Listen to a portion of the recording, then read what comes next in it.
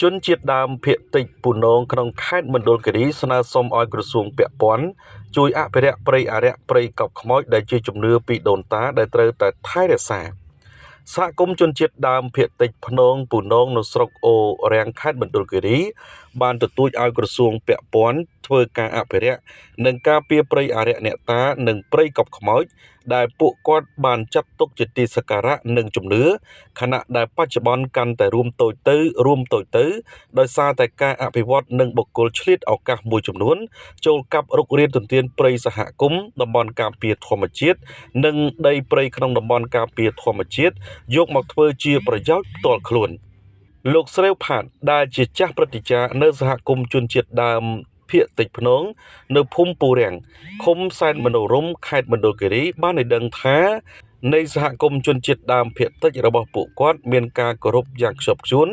ដោយមិនមានឲ្យបុគ្គលពីខាងក្រៅណាមួយមករំខានឬក៏ចូលរុករានព្រៃឈើនោះឡើយរាល់ពេលចូលព្រៃក្នុងតំបន់កោបខ្មោចត្រូវមានការបន់ស្រន់សុំសេចក្តីសុខជាមុនបើមិនដូច្នេះទេនឹងត្រូវដូនតាប្រកាន់ទោសពៃដោយធ្វើឲ្យភូមិឋានឬក៏ប្រជាជននៅក្នុងសហគមន៍របស់លោកមិនមានសេចក្តីសុខនោះឡើយព្រៃអារក្សអ្នកតានិងព្រៃកោបខ្មោចត្រូវបានគោរពបូជាតតាំងពីបុព្វបុរសតរៀងមកនៅនេះក្លែងគេនៅហ្នឹងហើយគុំកាប់ការក្លែងគុំកាប់ជើកាប់អីក្លែងនេះអត់អុយទេហើយមិនថាព្រមខាងនេះមិនថាខាងនេះគឺក្លែងឈោព្រីមកតែគេអុយកាប់ព្រៃ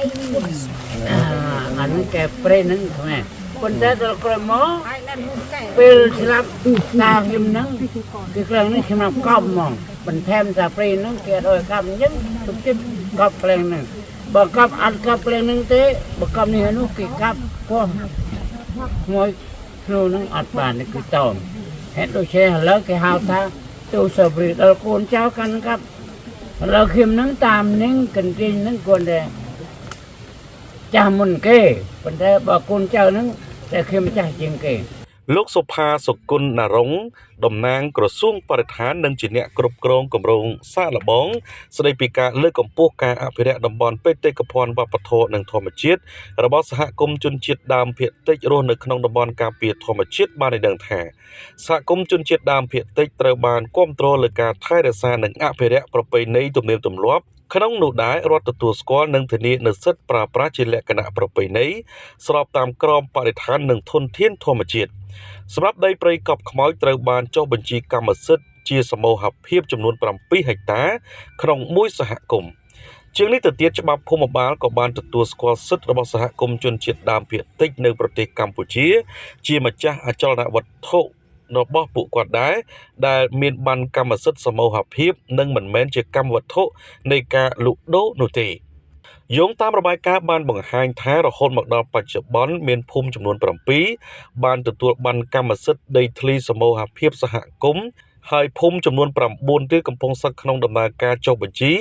ដែលក្នុងនោះមានភូមិចំនួន7ស្ថិតនៅក្រោមវិធានការការពារបណ្ដោះអាសន្នសូមបញ្ជាក់ថាជនជាតិដើមភាគតិចភ្នងក្នុងសហគមន៍ត្រូវបានចាត់ទុកជាតួអង្គយ៉ាងសំខាន់ក្នុងការចូលរួមការពារនិងអភិរក្សធនធានធម្មជាតិដោយមើលឃើញពីតួនាទីដ៏សំខាន់នេះរាជរដ្ឋាភិបាលកម្ពុជាដែលមានក្រសួងពាក់ព័ន្ធជាសេនាធិការបានសហការជាមួយអង្គការដៃគូក្នុងនោះក៏មានអង្គការសមាគមអភិរក្សសត្វព្រៃ WCS ក្នុងការចុះបញ្ជីបានកម្មសិទ្ធិដីធ្លីសហគមន៍ជនជាតិដើមភាគតិចនៃភូមិចំនួន16នៅក្នុងដែនជម្រកសត្វព្រៃកៅសីមាខេត្តមណ្ឌលគិរី